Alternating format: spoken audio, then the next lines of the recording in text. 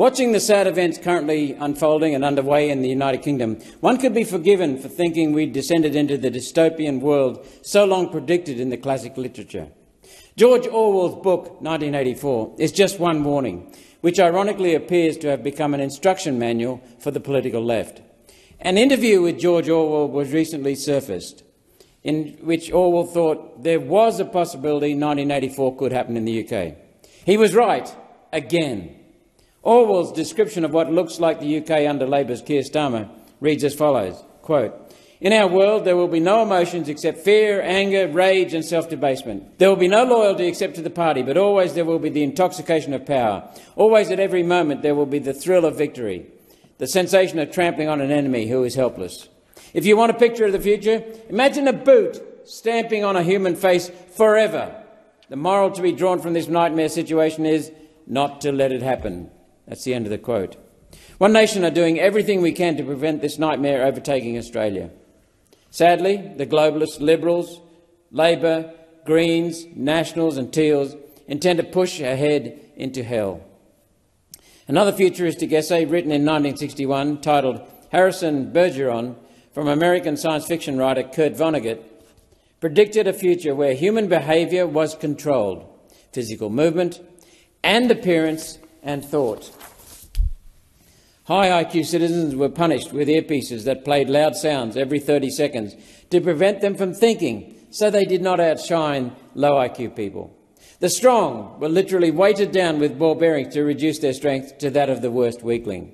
The attractive were forced to wear ugly masks, so nobody was made to feel uncomfortable gazing upon someone more attractive than themselves.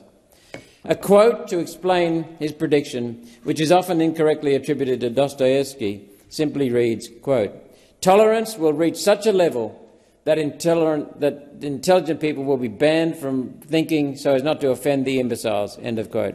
Vonnegut's view was mirrored in an interview described to me with a former resident of the Soviet Union, which consisted of the fellow drawing 3 stick figures on a piece of paper, 2 at the same height and 1 taller, then saying, quote, in the Soviet Union, everyone is equal," before taking his pencil and drawing a line across the top of the 2 smaller figures, thereby severing the head of the third. "Such is life in the Soviet Union," he said. Keir Starmer's communism is the victory of those who have lost their humanity, their morality, their faith. Or, as Orwell describes them, those who delight in the thrill of the kill. Perhaps UK citizens would agree it's time to add a footnote to the famous quote from Descartes, "I think, therefore I am," arrested.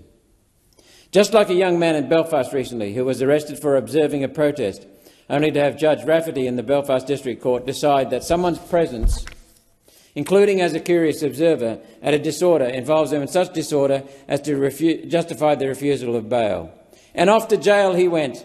That young man had never been in trouble with the police before and had even left when the event became violent. There's no provision in common or statute law that reads, "Injustice is allowed if it exists to make an example of one to intimidate others into disobedience." Yet here we are. Similar behaviour was observed in Australia during COVID. The conversation around events in the UK has so far missed an important element. The United Kingdom has been here before. Former Queensland Premier Campbell Newman reminded the internet last week of the Aeropagitica, which carries the full title of A Speech of Mr John Milton for the Liberty of Unlicensed Printing to the Parliament of England. This was a pamphlet published in 1644 to protest a parliamentary order the previous year requiring government approval and licensing of all published works and pamphlets. This measure was introduced after Milton's treatise in favour of divorce upset the King, Charles I. History appears to be repeating. The Uniparty's misinformation, disinformation, censorship bill.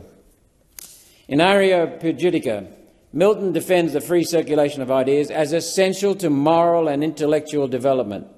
Furthermore, he asserts to attempt to preclude falsehood is to underestimate the power of truth. A lesson for our E-Safety Commissioner, who clearly believes the reverse is true. While the immediate objective of the Aeropagitica, repeal of licensing, was not obtained for another 50 years, the tract has earned a permanent place in the literature of human rights. Repeal took 50 years because, as it turned out, Each new government kept that power in order to protect themselves from criticism. Power freely given is never freely surrendered. Here we are, 380 years later, and Australia is making exactly the same mistake. Well, One Nation isn't. The rest of the parties in this place are. Keir Starmer famously took the knee during Black Lives Matter riots and now puts English Lives Matter demonstrators on their knees. The spark for this trouble was the murder of 3 young girls at the hands of a suspected Islamic terrorist.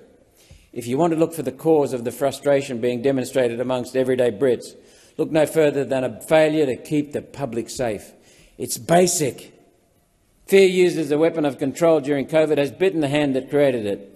There's an opportunity cost to arresting citizens for thought crimes like praying in public, watching but not participating in a protest, making posts on social media critical of the government, posts which do not incite violence or incite the breaking of a law, posting up first-hand stories of vaccine harm, and, of course, criticising the religion that can't be criticised using nothing but their own words. As a closing remark, let me make it clear, there's no excuse for violence on either side of a protest. No excuse.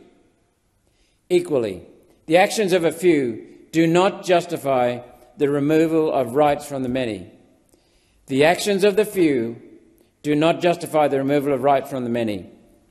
Human rights are universal, part of being human, inherent in each and all of us, from birth.